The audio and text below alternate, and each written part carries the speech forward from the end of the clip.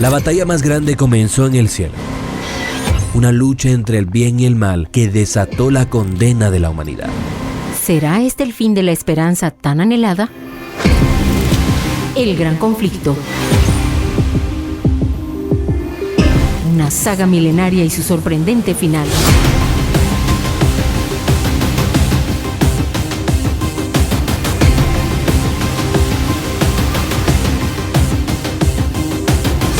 Una producción de Unión Radio Guatemala.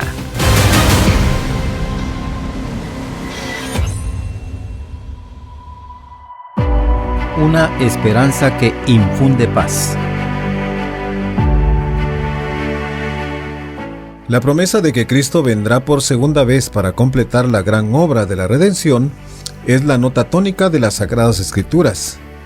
Desde el Edén, los hijos de la fe han esperado la venida del prometido que los traería de nuevo al paraíso perdido. Enoc, en la séptima generación descendiente de los que habitaron en el Edén, y quien por 3 siglos caminó con Dios, declaró: He aquí que viene el Señor con las huestes innumerables de sus santos ángeles para ejecutar juicio sobre todos. Epístola de Judas, capítulo 1, versículos 14 y 15. Yo sé que mi Redentor vive y que al final triunfará sobre la muerte. Veré a Dios con mis propios ojos. Yo mismo espero verlo. Espero ser yo quien lo vea, y no otro, dice Job en su capítulo 19, versículos 25 al 27. Los poetas y los profetas de la Biblia se han espaciado en la venida de Cristo con ardientes palabras de fuego celestial. Alégrense los cielos, regocíjense la tierra, canten delante del Señor, que ya viene ya para juzgar la tierra, y juzgará al mundo con justicia y a los pueblos con fidelidad, dice el Salmos 96, versículos 11 al 13. Dijo el profeta Isaías: en aquel día se dirá: este es nuestro Dios, este es el Señor a quien hemos esperado, Él nos salvará. Nos regocijaremos y nos alegraremos en su salvación. Isaías 25:9. La venida del Señor ha sido en todos los siglos la esperanza de sus verdaderos seguidores. Y en medio de los sufrimientos y la persecución, la gloriosa venida de nuestro gran Dios y Salvador Jesucristo era la bendita esperanza. Tito 2:13. En Patmos, el discípulo amado oyó la promesa: sí, vengo pronto. Y su respuesta es un eco de la oración de la iglesia: ven, Señor Jesús. Apocalipsis 22:20. Desde la cárcel, la hoguera y el patíbulo, donde los santos y los mártires dieron testimonio de la verdad, resuena a través de los siglos la expresión de su fe y esperanza. Estando seguros de la resurrección personal de Cristo y por consiguiente de la suya propia en la venida del Señor. Dice uno de estos cristianos: ellos despreciaban la muerte y la superaban. Los valdenses abrigaron la misma fe. Wycliffe, Lutero, Calvino, Knox, Ridley y Baxter anticiparon con fe la venida del Señor. Tal fue la esperanza de la Iglesia apostólica, de la Iglesia en el desierto y de los reformadores. La profecía no solamente predice la manera y el propósito de la segunda venida de Cristo, sino que presenta las señales por las cuales las personas habían de saber cuándo ese día estaría cerca. Habrán señales en el sol, la luna y las estrellas, nos dice Lucas 21:25. Se oscurecerá el sol y no brillará más la luna. Las estrellas caerán del cielo y los cuerpos celestes serán sacudidos. Verán entonces al Hijo del Hombre venir en las nubes con gran poder y gloria, dice San Marcos 13:24 al 26. Y el profeta Juan describe de esta manera la primera de las señales que habría de preceder a la segunda venida de Cristo. Se produjo un gran terremoto. El sol se oscureció como si se hubiera vestido de luto, la luna entera se tornó roja como la sangre. Apocalipsis capítulo 6, verso 12. El cumplimiento de esta profecía ocurrió en 1755, el más terrible terremoto que jamás se haya registrado en la historia. Conocido como el terremoto de Lisboa, se extendió por toda Europa, África y América. Se sintió en Groenlandia, las islas del Caribe, la isla de Madeira, Noruega y Suecia, Gran Bretaña e Irlanda, en una extensión de no menos de 10 millones de kilómetros cuadrados. En África, el temblor fue casi tan fuerte como en Europa. Una gran parte de la ciudad de Argel fue destruida. Una ola gigantesca barrió las costas de España y África y arrasó ciudades enteras. Montañas, algunas de las más grandes de Portugal, fueron sacudidas impetuosamente, por así decirlo, desde sus cimientos, y algunas de ellas se abrieron en sus cúspides, que se partieron en forma asombrosa, y grandes rocas fueron arrojadas en los valles adyacentes. Se dice que de estas montañas salieron llamaradas de fuego.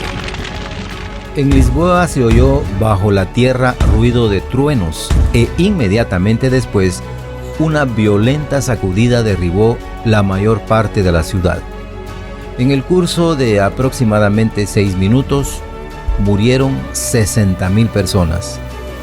El mar primeramente se retiró y dejó seca la playa, pero luego volvió en una ola que se elevó a 16 metros o más por encima de su nivel normal. El terremoto ocurrió en un feriado religioso, cuando las iglesias y los conventos estaban llenos de asistentes, de los que muy pocos escaparon. El terror de la gente sobrepasaba toda descripción. Nadie lloraba. El siniestro superaba la capacidad de derramar lágrimas. Todos corrían de aquí para allá, delirantes de horror y espanto, golpeándose la cara y el pecho y gritando: ¡Misericordia! ¡Llegó el fin del mundo! Las madres se olvidaban de sus hijos y corrían de un lado a otro llevando crucifijos. Desgraciadamente, muchos acudieron a las iglesias para hallar protección, pero en vano se expuso el sacramento, en vano las pobres criaturas abrazaban los altares, imágenes, sacerdotes y pueblo fueron enterrados en una ruina colectiva. 25 años más tarde, apareció la siguiente señal mencionada en la profecía: el oscurecimiento del sol y de la luna. El tiempo de su cumplimiento había sido definitivamente señalado en la conversación del Salvador con sus discípulos sobre el Monte de los Olivos. En aquellos días, después de esta tribulación, se oscurecerá el sol y no brillará más la luna, dice San Marcos capítulo 13, versículo 24. Los 1260 días o años terminaron en 1798. Un cuarto de siglo antes, la persecución había cesado casi totalmente. Después de esta persecución, el sol había de oscurecerse. El 19 de mayo de 1780 se cumplió esta profecía.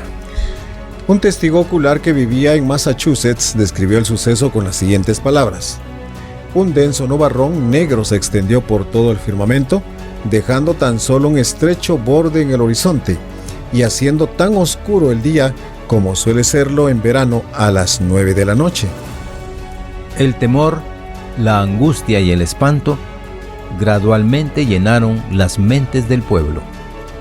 Las escuelas cancelaron las clases y los niños temblorosos se apresuraron a sus hogares. Los viajeros se acercaron a la granja más inmediata. ¿Qué está por venir?, se preguntaron todos los labios y los corazones. Parecía que un huracán estuviese por barrer el país o que fuera el día de la consumación de todas las cosas. Se prendieron velas y la luz del hogar brillaba como en las noches sin luna de otoño. Las gallinas se fueron a dormir a sus gallineros, el ganado se juntó en los corrales y mugía, las ranas croaban, los pájaros entonaron sus melodías del anochecer y los murciélagos se pusieron a revolotear. Pero los humanos sabían que no había llegado la noche. Se reunieron la congregación en muchos lugares. En todos los casos, los textos de los sermones improvisados parecían indicar que la oscuridad concordaba con la profecía bíblica. La oscuridad fue más densa poco después de las 11 de la mañana. En la mayor parte del país, la oscuridad fue tan grande durante el día que la gente no podía decir qué hora era ni por el reloj de bolsillo ni por el de pared. Tampoco podía comer ni atender las tareas de la casa sin una vela prendida. La oscuridad de la noche no fue menos extraordinaria o aterradora que la del día, pues aun cuando casi era tiempo de luna llena, no podía divisarse ningún objeto sino con la ayuda de alguna luz artificial, luz que cuando se observaba desde las casas vecinas y otros lugares a la distancia, se asemejaba a la oscuridad de Egipto, casi impermeable a sus rayos. Si todos los cuerpos luminosos del universo hubieran sido envueltos en impenetrables sombras o hubieran sido eliminados, las tinieblas no podían haber sido más completas. Después de la medianoche, la oscuridad se disipó y la luna, cuando fue vista, tenía apariencia de sangre. El 19 de mayo de 1780 se destaca en la historia como el día oscuro. Desde los tiempos de Moisés no se había registrado ninguna oscuridad de una densidad semejante, ni de una duración igual. La descripción dada por los testigos oculares es un eco de las palabras registradas por el profeta Joel 2500 años antes. El sol se convertirá en tinieblas y la luna en sangre antes que llegue el día del Señor, día grande y terrible, dice Joel capítulo 2 versículo 31. Cuando comiencen a suceder estas cosas, dijo Jesús, cobren ánimo y levanten la cabeza, porque se acerca su redención.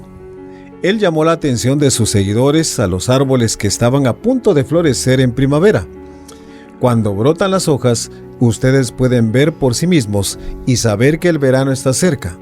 Igualmente, cuando vean que suceden estas cosas, sepan que el reino de Dios está cerca. San Lucas 21, 28 y 30. Pero en la iglesia, el amor de Cristo y la fe en su venida se habían enfriado. El profeso pueblo de Dios estaba ciego a las instrucciones del Salvador referente a las señales de su aparición. La doctrina del segundo advenimiento había sido descuidada hasta que llegó a ser en gran medida olvidada e ignorada, especialmente en los Estados Unidos. Un fervor absorbente por la ganancia de dinero y el ansia de popularidad y poder indujo a los seres humanos a poner muy en lo futuro ese día solemne, cuando terminará el actual orden de cosas. Era necesario que las personas fueran despertadas y pudieran prepararse para los solemnes acontecimientos relacionados con el fin del tiempo de gracia. El día del Señor es grande y terrible. ¿Quién lo podrá resistir? Joel 2:11. ¿Quién soportará la aparición de aquel de quien está escrito? Muy limpio eres de ojos para ver el mal. Ni puedes ver el agravio. Habacuc 1:13. Castigaré por su maldad al mundo y por su iniquidad a los malvados. Pondré fin a la soberbia de los arrogantes y humillaré el orgullo de los violentos. Isaías 13:11. No los podrán librar ni su plata ni su oro. En botín se convertirán sus riquezas, sus casas en desolación. Sofonías 1:18-13. Ante la proximidad de este gran día, la palabra de Dios llama a su pueblo para que despierte y busque el rostro del Señor con arrepentimiento. Ya viene el día del Señor, en realidad ya está cerca, dice Joel capítulo 2 versículo 1. Toquen la trompeta en Sión, proclamen el ayuno, convoquen a una asamblea solemne, congreguen al pueblo, purifiquen la asamblea, junten a los ancianos del pueblo, reúnan a los pequeños. Lloren, sacerdotes, ministros del Señor, entre el pórtico y el altar. Joel 2, versículos 15 y 17. Vuélvanse a mí de todo corazón, con ayuno, llantos y lamentos. rásguense el corazón y no las vestiduras. Vuélvanse al Señor su Dios, porque Él es bondadoso y compasivo, lento para la ira y lleno de amor. Joel capítulo 2 versículos 12 y 13. Debía realizarse una gran obra de reforma para preparar al pueblo con el fin de que estuviera en pie en el día de Dios. En su misericordia, el Señor estaba por enviar un mensaje para despertar a quienes profesaban ser su pueblo y llevarlos a prepararse para la venida del Señor. La amonestación se encuentra en Apocalipsis capítulo 14. Aquí hay un mensaje triple que se presenta como proclamado por seres celestiales, seguido de inmediato por la venida del Hijo del Hombre para cegar la cosecha de la tierra. El profeta vio a otro ángel que volaba en medio del cielo y que llevaba el evangelio eterno para anunciarlo a los que viven en la tierra, a toda nación, raza, lengua y pueblo. Gritaba a gran voz: teman a Dios y denle gloria, porque ha llegado la hora de su juicio. Adoren al que hizo el cielo, la tierra, el mar y los manantiales. Apocalipsis 14, versículos 6 y 7. Este mensaje es una parte del Evangelio eterno. La obra de predicar ha sido confiada a los seres humanos. Santos ángeles la dirigen. Pero la verdadera proclamación del Evangelio la realizan los siervos de Dios que están sobre la tierra. Personas fieles, obedientes a los llamados del Espíritu de Dios y a las enseñanzas de su palabra, habrían de proclamar esta amonestación. Ellas habían estado procurando el conocimiento de Dios, estimándolo de más provecho que la plata, porque rinde más ganancias que el oro. Si los teólogos eruditos hubieran sido fieles centinelas, que investigaran en forma diligente y con oración las Escrituras, todos ellos habrían reconocido y conocido el tiempo en que vivían. Las profecías les habrían revelado los acontecimientos que estaban a punto de ocurrir, pero el mensaje fue dado por personas más humildes. Los que descuidan buscar la luz cuando ésta está a su alcance son dejados en tinieblas. Pero el Salvador declara: el que me sigue no andará en tinieblas, sino que tendrá la luz de la vida. San Juan 8:12. A esa persona se le enviará alguna estrella de brillo celestial para guiarla a toda verdad. Al tiempo de la primera venida de Cristo, los sacerdotes y los escribas de la ciudad santa deberían haber determinado las señales de los tiempos y proclamado la venida del prometido. Miqueas señaló el lugar de su nacimiento. Daniel, el tiempo de su advenimiento, según Miqueas capítulo 5 versículo 2 y Daniel capítulo 9 versículo 25. Los líderes judíos no tenían excusa por su ignorancia. Su desconocimiento era el resultado de un descuido pecaminoso. Con profundo interés, los ancianos de Israel debían haber estado estudiando el lugar, el tiempo y las circunstancias del acontecimiento más grande de la historia del mundo, la venida del Hijo de Dios. El pueblo debía haber estado aguardando la ocasión para darle la bienvenida al Redentor del mundo, pero en Belén, dos viajeros cansados de Nazaret recorrieron toda la estrecha calle que va hasta el confín oriental de la ciudad, buscando en vano un refugio para la noche. Ninguna puerta se abrió para recibirlos. En un miserable cobertizo preparado para el ganado, encontraron por fin refugio, y allí nació el Salvador del mundo. Ángeles fueron enviados para llevar las alegres noticias a los que estaban preparados para recibirlas y propagarlas con gozo.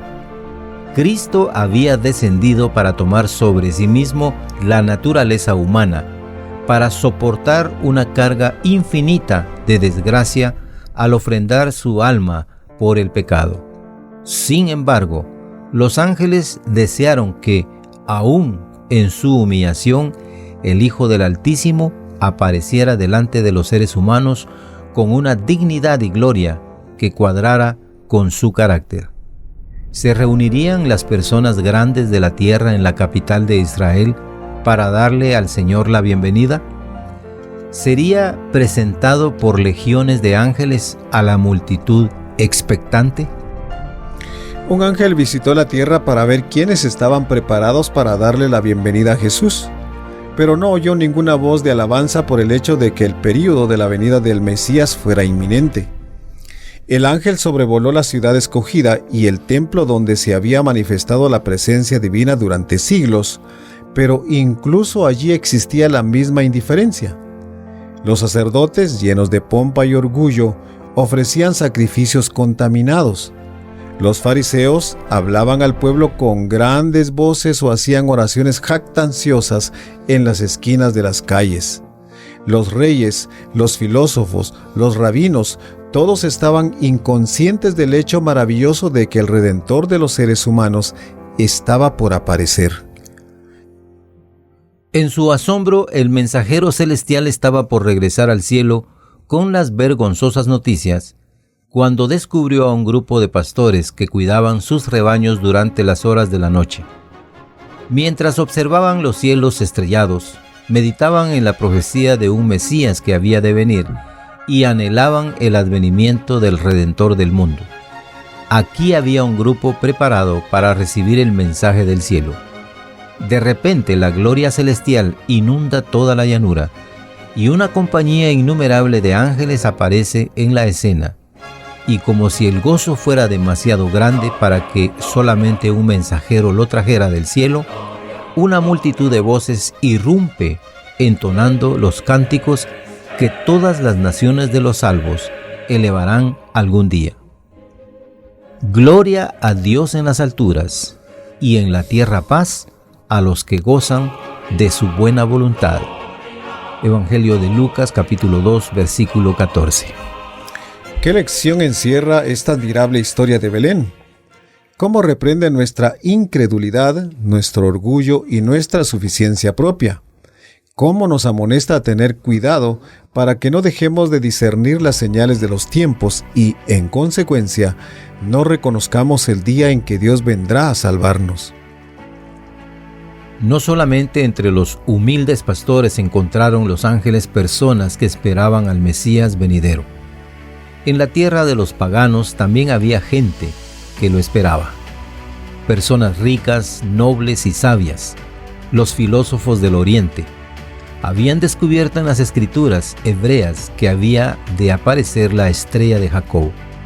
Con anhelante deseo aguardaban la venida del Señor, quien no solamente sería la redención de Israel, sino también una luz que ilumina a las naciones y salvación hasta los confines de la tierra. La estrella enviada por el cielo guió a extranjeros gentiles al lugar del nacimiento del rey que acababa de nacer. Los centinelas apostados sobre los muros de Sión debieran haber sido los primeros en recoger las noticias del advenimiento del Salvador, los primeros en proclamarlo cerca, pero en cambio estaban despreocupados mientras el pueblo dormía en sus pecados. Jesús vio a su iglesia semejante a la higuera estéril con hojas de pretensión y desprovista del fruto precioso. El espíritu de verdadera humildad, arrepentimiento y fe estaban ausentes. Había orgullo, formalismo, egoísmo, opresión. Una iglesia apóstata había cerrado sus ojos a las señales de los tiempos. Se alejaron de Dios y se apartaron de su amor. Al negarse a cumplir con las condiciones, las promesas del Señor no se cumplieron para ellos. Muchos de los que profesaban ser seguidores de Cristo se negaron a recibir la luz del cielo. A semejanza de los judíos de la antigüedad, no reconocieron el tiempo en que Dios vendría a salvarlos. El Señor los pasó por alto y reveló su verdad a los que, a semejanza de los pastores de Belén y de los magos de Oriente, habían prestado oído a toda la luz que habían recibido.